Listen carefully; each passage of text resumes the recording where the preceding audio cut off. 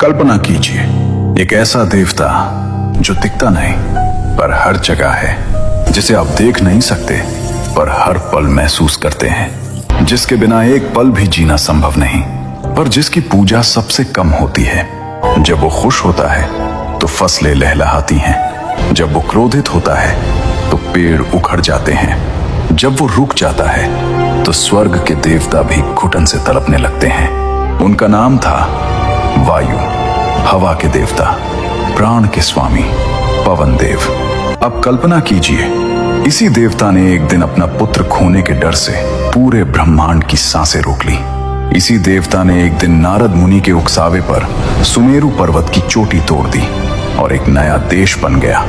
और इसी देवता ने 2 युगों में 2 ऐसे पुत्रों को जन्म दिया जो इतिहास में अमर हो गए। आज की इस यात्रा में आप जानेंगे वायु देव की वो कहानियां जो ग्रंथों के पन्नों में दबी रह गईं। ये उस देवता की गाथा है जो हर सांस में है, पर जिसे हमने कभी ठीक से जाना ही नहीं। तो बने रहिए हमारे साथ, क्योंकि आज हम जाएंगे उस अदृश्य शक्ति की दुनिया में जिसके बिना ये सृष्टि एक पल भी नहीं चल सकती।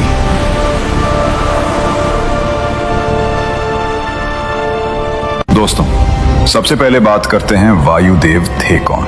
हमारे पुराणों में, खासकर ऋग्वेद, रामायण, महाभारत, विष्णु पुराण और वायु पुराण में वायुदेव का विशेष स्थान है। ऋग्वेद में, जो हिंदू धर्म का सबसे पुराना ग्रंथ है, वायुदेव को वायवीय देवताओं में सर्वप्रथम माना गया है। वो हवा मात्र नहीं है, वो प्राण शक्ति के देवता है। जो सांस आप इस वक्त ले रहे हैं वो उन्हीं की कृपा है। वायुदेव के बारे में एक अद्भुत बात है, वो विश्व पुरुष भगवान विष्णु की श्वास से उत्पन्न हुए। ऋग्वेद में लिखा है, जब भगवान विष्णु ने सांस ली तब वायुदेव का जन्म हुआ। सोचिए, जो देवता खुद परमात्मा की सांस से बने हों, उनकी शक्ति का अंदाजा लगाइए। वायुदेव को अलग अलग नामों से जाना जाता है। वायु, वायुमंडल के स्वामी। पवन, पवित्र करने वाले। मारुत, तूफान के रूप में प्रकट होने वाले। अनिल, जो कभी रुकते नहीं। प्राणदेव, क्योंकि वो प्राण के आधार हैं। शास्त्रों में उनका स्वरूप अत्यंत दीप्तिमान बताया गया है। उनके 1000 नेत्र हैं। एक अद्भुत प्रकाशमान रथ पर वो विराजमान होते हैं और उस रथ को 1000 घोड़े खींचते हैं। उनका हथियार है ध्वज और उनका निवास है गंधावती नगरी। मत्स्य पुराण में उन्हें कृष्ण मृग यानी काले हिरण पर सवार बताया गया है, क्योंकि हिरण की चपलता और गति उनकी शक्ति से मेल खाती है। वायुदेव को 3 रूपों में समझा जाता है। पहला, मंद समीर, जो सुबह धीरे धीरे बहती है। दूसरा, वर्षाकारी वायु, जो बादलों को लाती है। और तीसरा, झंझावात, जो तूफान के रूप में प्रकट होती है। यही 3 रूप उनके 3 मिजाजों को दर्शाते हैं, कोमल, करुणामय और क्रोधी। दोस्तों, यहाँ एक दिलचस्प बात है। वेदों में इंद्र और वायु का संबंध बहुत गहरा बताया गया है। दोनों एक ही रथ में बैठते हैं, क्योंकि बिजली और हवा वर्षा के समय हमेशा साथ आते हैं। लेकिन एक फर्क भी है, इंद्र का पद बदलता रहता है। हर मनवंतर में नया इंद्र आता है, पर वायुदेव का पद शाश्वत है। वो हर युग में, हर काल में एक ही है, और शायद इसीलिए उनकी शक्ति इंद्र से भी किसी मायने में गहरी है। यही था वायुदेव का असली रहस्य। वो दिखते नहीं, पर जब चाहें सब दिखा सकते हैं। लेकिन उनकी शक्ति का असली प्रमाण मिलता है उनकी कथाओं में। तो शुरू करते हैं पहली कथा से, वो कथा जिसने 2 युगों में 2 महावीरों को जन्म दिया। ये कहानी है त्रेता युग की, उस युग की जब अयोध्या सोने की नगरी थी, जहां हर गली में उत्सव था, हर घर में खुशहाली थी, हर प्रजाजन अपने राजा से प्रेम करता था। पर उस नगरी के राजमहल में एक गहरी उदासी थी। महाराज दशरथ, जिनके पास राज्य था, वैभव था, सेना थी, प्रजा थी, 3 रानियां थी, कौसल्या, कैकई और सुमित्रा। पर एक चीज नहीं थी, संतान। दरबार में जब बच्चों की किलकारी की बात होती, राजा का मन भारी हो जाता। जब कोई कहता युवराज, तो वो शब्द उनके सीने में चुभता। वो राजा थे, पर पिता नहीं बन पाए थे। यही दर्द उन्हें रात को सोने नहीं देता था।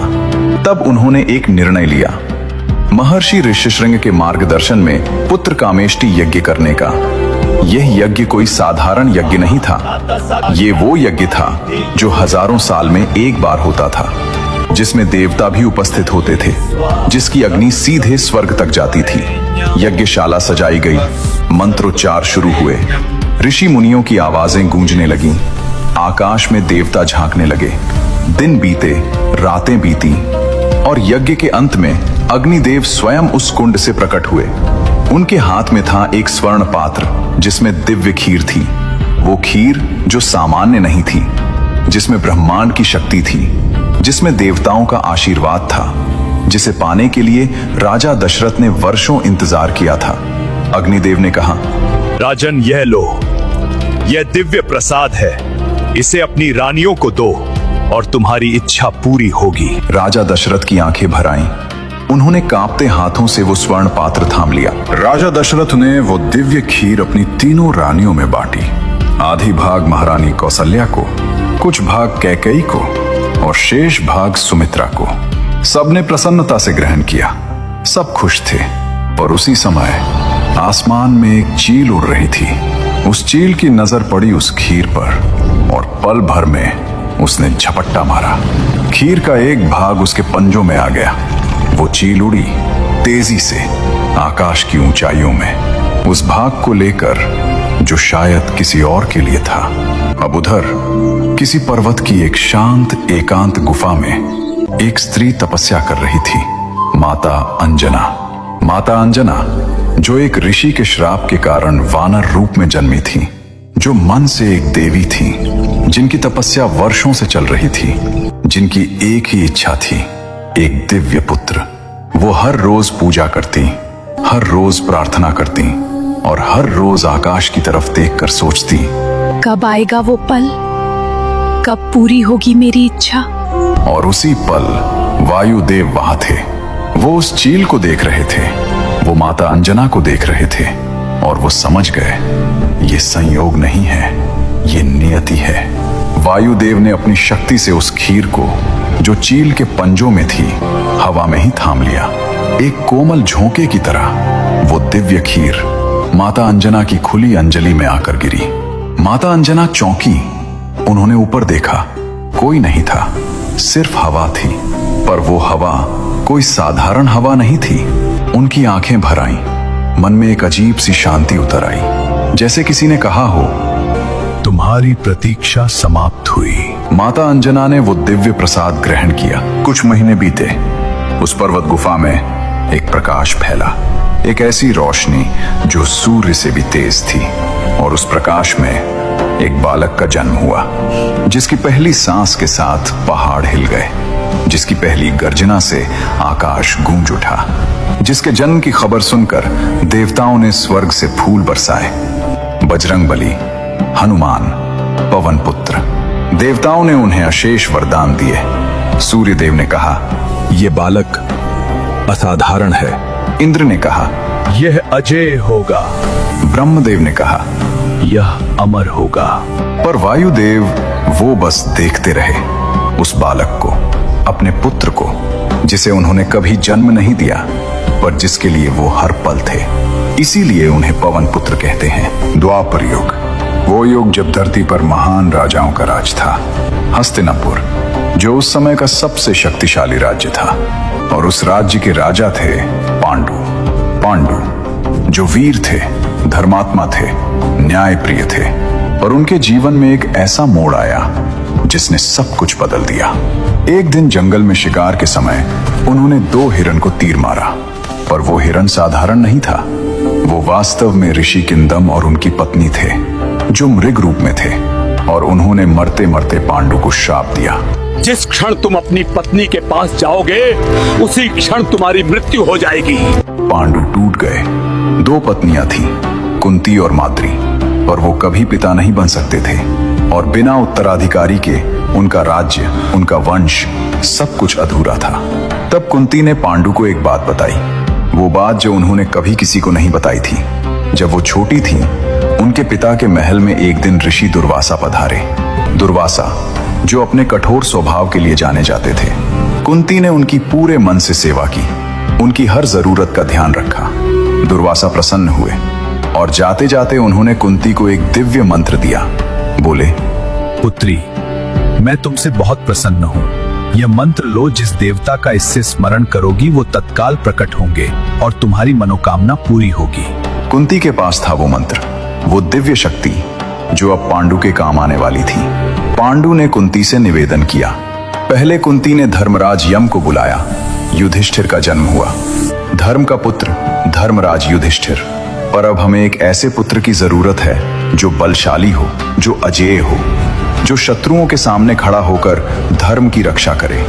उस देवता को बुलाओ जो शक्ति के प्रतीक हैं, जो प्राण के स्वामी हैं, वायुदेव। कुंती वन में गई, एकांत में, जहां सिर्फ पेड़ थे, नदी की आवाज थी, पक्षियों का गान था।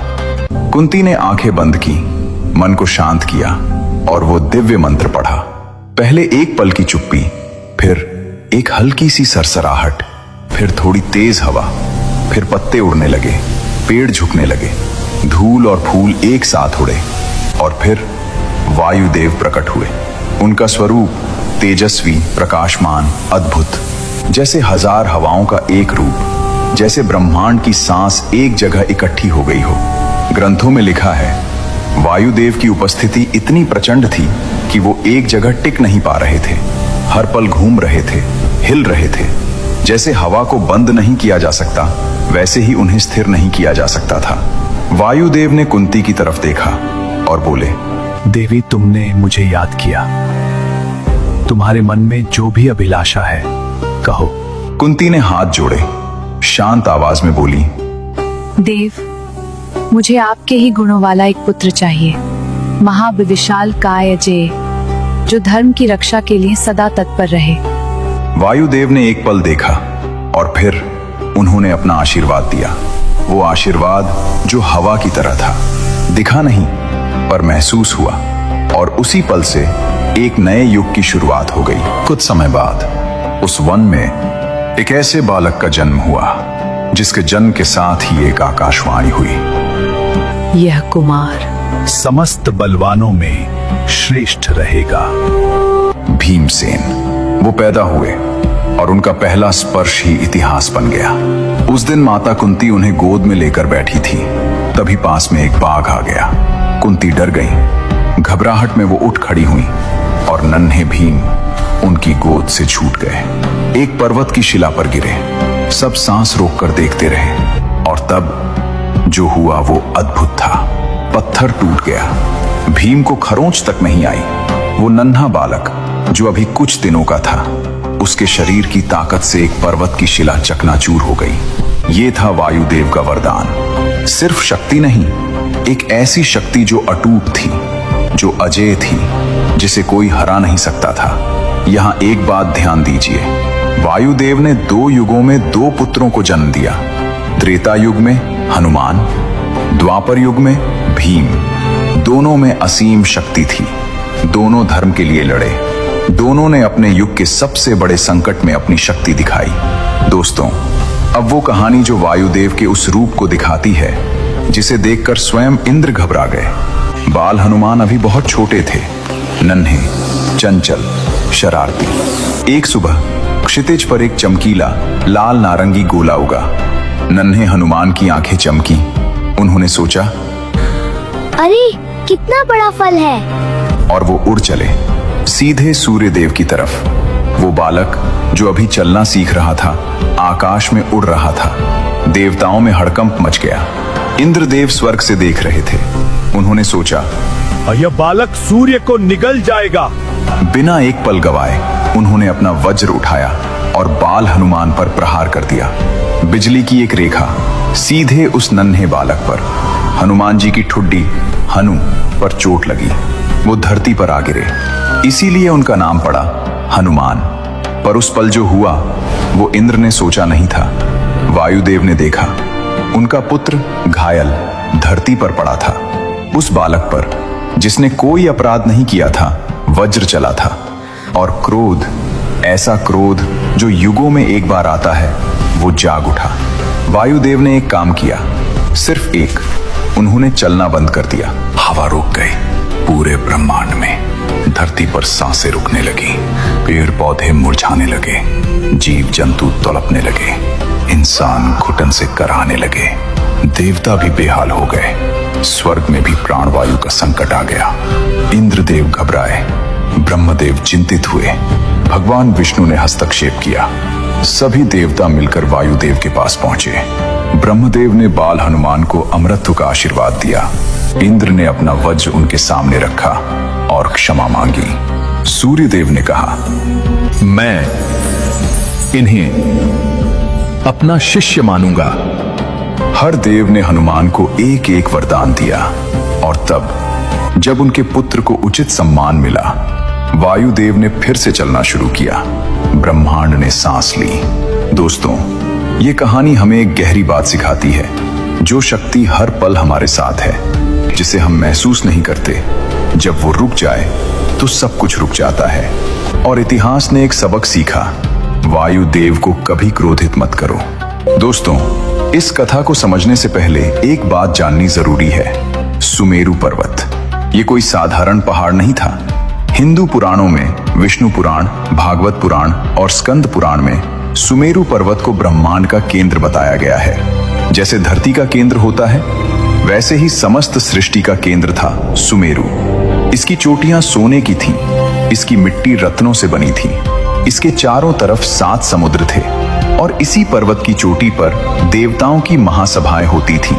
ब्रह्मदेव, विष्णु, शिव जी जब भी देवताओं को मिलना होता था, सुमेरु उनका मिलन स्थल था। इसीलिए सुमेरु सिर्फ एक पर्वत नहीं था, वो देवताओं का सिंहासन था, सृष्टि की धुरी था। और इसी सुमेरु पर्वत को एक दिन वायुदेव ने चुनौती दी। पर यह चुनौती अचानक नहीं आई।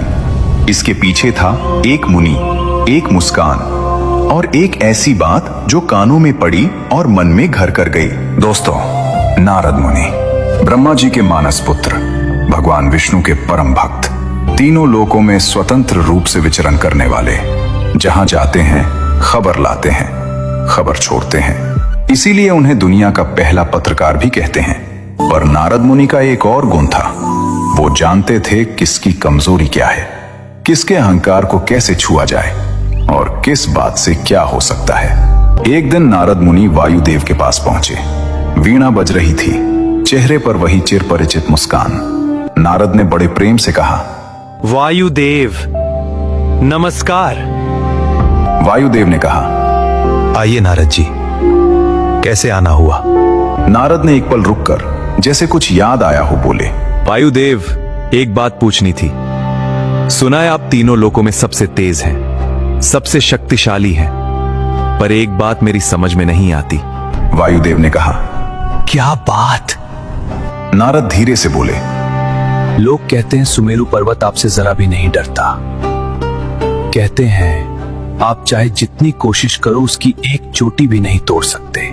और बस इतना कहकर नारद मुनि आगे बढ़ गए। वीणा बजती रही।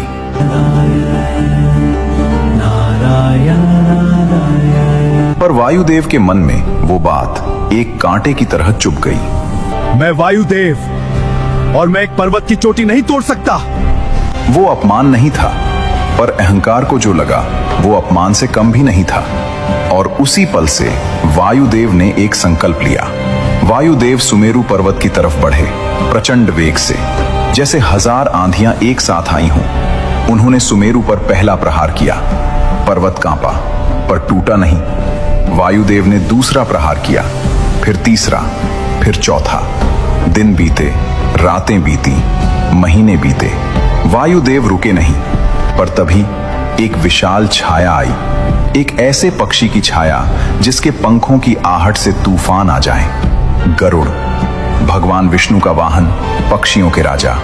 गरुड़ ने देखा सुमेरु पर संकट है और उन्होंने अपने विशाल पंख फैला दिए। सुमेरु पर्वत की चोटी को ढांप लिया। वायु का हर झोंका गरुड़ के पंखों से टकराता और लौट जाता। वायुदेव ने तेजी बढ़ाई। गरुड़ ने पंख और मजबूत कर लिए। ये टकराव चलता रहा। एक दिन नहीं, 2 दिन नहीं, पूरे 1 वर्ष तक, 365 दिन, हर पल, हर क्षण वायुदेव का प्रहार, गरुड़ का प्रतिरोध। न वायुदेव थके, न गरुड़ ने हार मानी। 1 वर्ष बीत गया।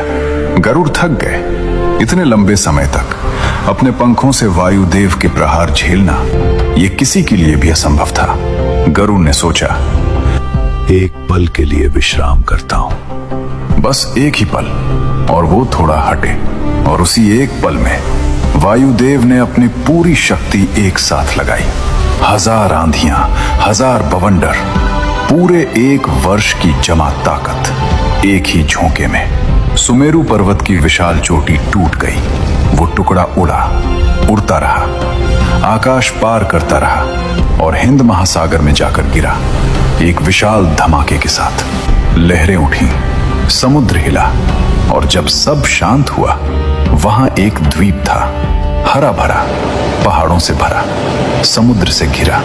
वो द्वीप आज श्रीलंका कहलाता है। बाद में उसी लंका पर राक्षसों का राज हुआ, और उसी लंका को जीतने के लिए वायुदेव के पुत्र हनुमान ने समुद्र पार किया। तो दोस्तों, ये थी वायुदेव की वो अद्भुत गाथा। वो पिता जिन्होंने खीर को हवा में थामकर माता अंजना की अंजलि में रख दिया और पवन पुत्र हनुमान का जन्म हुआ। वो शक्ति जिनके आशीर्वाद से भीम जन्मे और महाभारत का सबसे बलशाली योद्धा दुनिया को मिला। वो क्रोध जिन्होंने एक पल में ब्रह्मांड की सांसें रोक दी और इंद्र को झुकना पड़ा। और वो शक्ति जिन्होंने सुमेरु की चोटी तोड़कर समुद्र में फेंकी और श्रीलंका बन गया। अगर इस कहानी ने आपके मन को छुआ हो तो लाइक जरूर करें, कमेंट में लिखें जय पवन देव और बताएं कि वायुदेव की कौन सी कहानी आपको सबसे ज्यादा पावरफुल लगी। चैनल को सब्सक्राइब करें और बेल आइकॉन दबाएं ताकि कोई कहानी छूटे नहीं। अगले वीडियो में हम लाएंगे वरुण देव का रहस्य, अग्निदेव की अनकही कथाएं और सूर्य देव की वो गाथाएं जो किसी ने नहीं सुनाई। तब तक के लिए जय पवन देव, जय पवन पुत्र हनुमान, जय श्री राम।